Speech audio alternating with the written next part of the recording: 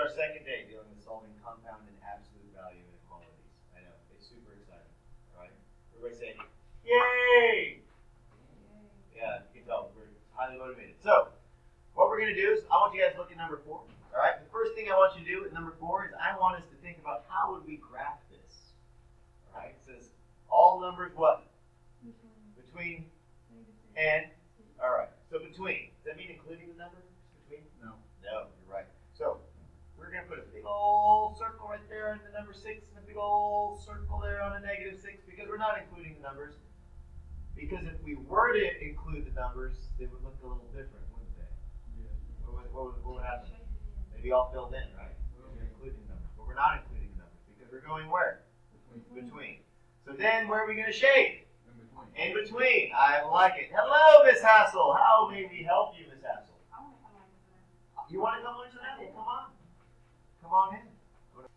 Well, apparently, Miss Hassel did not want to stay and learn any math because she left pretty quickly, didn't she?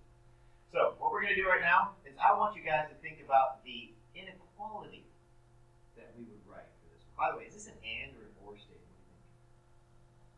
And is correct. This is definitely an and statement because it's dealing with things that are between. Two conditions have to be met.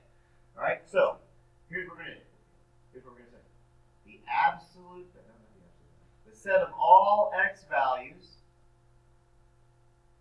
such that all of my x's that are part of the solution are between what two numbers? A negative 6 and a positive 6. So right here, all of my solutions are less than a 6, but they are greater than a negative 6. Now this is what your answer would be if I said, please write the inequality in set builder notation. That's what it would be. All right? However, what did we ask you to do on number 4? What does it say? Write an absolute value inequality. So here's how we have to write it. The absolute value of x is less than 6. By the way, all and statements that deal with inequalities, it's going to be a less than, which means all the ors, greater than, right? Okay, all the ors will be greater than or equal to. All right, all the ands will be less than or less than or equal to, right? Okay, so this is the absolute value inequality. Now, there's a way to check this. Let me show you how to check it. Remember, this breaks down into what? Not just one inequality, but it breaks down into 2 inequalities. Okay? So let's see about how those work. One of them, the easy one, is just simply x would be less than 6. Alright? But remember, absolute value deals with not just positive, but also negative, right? Like, the absolute value of negative 6 is positive 6. The absolute value of positive 6 is positive 6. So, if I say x, and I make this a negative 6, right? What's going to happen to the sign? The inequality sign. It's going to change to what? From less than to greater than because of that negative sign that I put right there. So if you put a negative here, you have to flip the sign. Now look at this. What does this say? X is less than 6. This says x is greater than. And guess what we graph? That's this graph right here. So this is how you check your answer, everybody. If you want to know how to check your answer,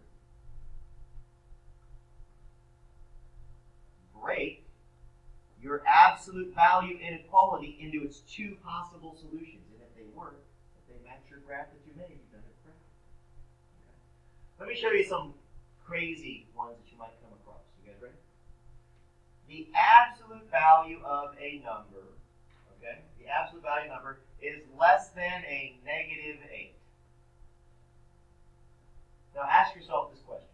Say, self, is there any number in the whole wide world that when you plug this in could be less than a negative 8? Give me a number that you think might be less than a negative 8 if you plug it in. Negative what? You didn't say anything. Nobody said anything. Okay. Negative 50. Negative 50. Let's check negative 50. If I plug in a negative 50 here, what happens? You plug in a negative 50, what does it spit out? 50. Is 50 less than negative 8? No. Guess what? The answer to this one is it doesn't matter what you plug in. You will not find an answer. This one here will never work. So if you ever have an absolute value of a number is less than a negative, just stop. Please stop working and put empty set. Okay. All right. Next one. Right? The absolute value of a number is greater than negative 5. By the way, if you ever come across an absolute value that is greater than a negative, stop working. Because you know what number I could plug in there? Any of them. So this one, this answer would be all real numbers. Okay? So let me explain to you when you might come across something like this. Alright? So turn your page over real quick. I'm going to kind of skip ahead. Skip ahead to something that we're going to do later. Going down to more difficult problems. Alright. Going up to number 17. Look at number 17. What does it say? It says the absolute value of this expression, which eventually this expression would, if you plugged in a number, would be a number. All right? Could this expression ever end up being negative? No. What's it always going to be? This answer will always be positive. So you know your answer if you plug in any number right there, right? Any number you plug in, this expression will be positive. Is there any way a positive number could be less than a negative, not equal to, but less than or equal to a negative 2? Impossible. So therefore, on number 17, you're just going to say, ha, can't fool me. I'm not going to do any work, because that would be impossible for that to happen. Okay? So on number 17, that would be an example of an empty set. It doesn't work. Now, as another quick example, if I did the exact same problem, but let's say I eliminated this. You didn't see that? And I put greater than or equal to? What's that going to change the answer to? All real numbers. So if I change that, if I change it to a greater than or equal to, then this answer would be, we'll say all reals. All reals. Okay? Once again, we go back. This right here would be null set, empty set, doesn't work. This would be all reals. Okay? So be careful. Before you start doing all this work, check to see, can I actually do this or not do this? Okay? Now, I realize I'm kind of jumping all over the page here, but that's okay. This makes things interesting. We're going to go over here and we're going to check how you guys do on number 8. Now, there's two things being graphed right here, okay? So if you had to guess what that number is right in that area, what would you guess? 2.5. Now, we're not including the 2.5, right? So this part of the graph would be probably x is greater than a 2.5. And over here, this was a negative 2.5. So this inequality, if I said just graph this inequality, that would be x is less than a negative 2.5. Okay? Now, this is an OR, right? That's an OR. So you have to put this down as your answer. But if I said write the inequality that goes with this graph, by the way, always look for what the question is. If I said write the inequality, this would be the set of all x values such that x is less than negative 2.5, or, you write the word or, x is greater than 2.5. So the last assignment, by the way, these are the types of answers I was looking for, okay? But I can actually write this not as a regular inequality. I can write it as an absolute value inequality. So that's what we're going to do on number 8. We're going to say the absolute value of any number is greater than 2.5. anytime, listen, anytime you have an or statement, anytime, that symbol is going to be a greater than, or it's going to be a greater than or equal to. Okay? Every time. Let's see if this works, right? We're going to check our answer real quick. We check our answer to see if we get this right here, and we get this right here. This right here is simply x is greater than 2.5, and what's the other version of it? X would have to be less than a negative 2.5. And this one right here, this one matches this portion of the graph. And this one right here matches that portion of the graph. What? It's kind of like a more condensed way of writing everything down. Okay? Does that make sense? All right. So what we're going to do now is we're going to move down. The last problem we're going to do together right now is we're going to move down to problem number 11. So put problem number 11 in your journal. Now it looks like 11.8, but it's really not 11.8. It's really just starting with the number 8. There, we've got to put a little space there. Now, how many inequality symbols do you see in problem number 11? 2. So let's make sure you mark those down. So we've got to be aware. Right. We have to be aware of these inequalities as we solve the problem. So, we're going to do something all at once. So we're not, now we could break this down into 2 equations, but we're not. We're just going to solve everything all at once and get it done. All right.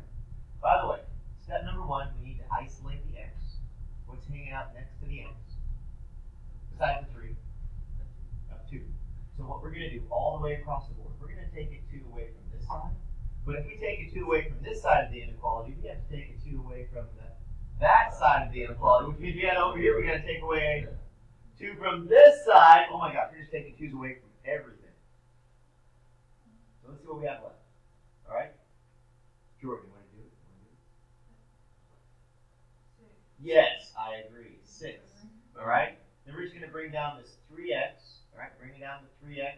We're not bringing down anything here because that's like a whole lot of nothing. Okay? Then what are we going to bring down here? That less than sign. We got to bring down this less than or equal to sign. And then what do we do here?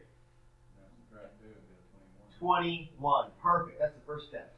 All we had to do is do what? Subtract 3 all the way. Subtract 2. You're right. Subtract 2.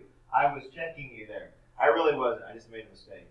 So if you want to like know where I made a mistake, that's where I made a mistake. Then, well, I said minus 3, but it wasn't minus 3. It was minus 2. Good. So what do we do next? Math. You're right. We're going to do math next. But more specifically, what's being multiplied to next? 3. You're going to divide by 3. Divide not just that, but everything. Divide everything. This by a 3, and this by a 3, and this by a 3. That's a whole lot of 3s. See, I was kind of thinking ahead. I knew there was going to be something with 3 that I had. Boom. You got it? Yeah. You ready? Okay, what did you get here? 2 less than x is greater. No. Less than or equal good. to 7. 7. Now, you guys see this inequality right here? That actually is your final answer. All we got to do is write it in step builder notation. So we're going to write as our answer the set of all x values such that we're just going to transfer this over. X is less than or equal to 7 and greater than a 2. Close that bracket and bam! You are done with that problem. Now all we got to do is graph it, right? You don't know, not you guess. You know that you have to graph this. Otherwise, I will have to mark half of it wrong because I'm that nice of a guy. If I was really mean, I just mark it all. I'm only semi. Oh no, I forgot how to graph this. I really did, but I'm just pretending like I don't know. So what do I do? Circle. 2. And a closed one around 7. Okay, I like it. Around 2, close it. Oh my God, only 10 seconds left. What do I do? You know, it's not between. It's like the No, it is between. 4, 3. We got to shade everything in between. 2, 1, and we're done.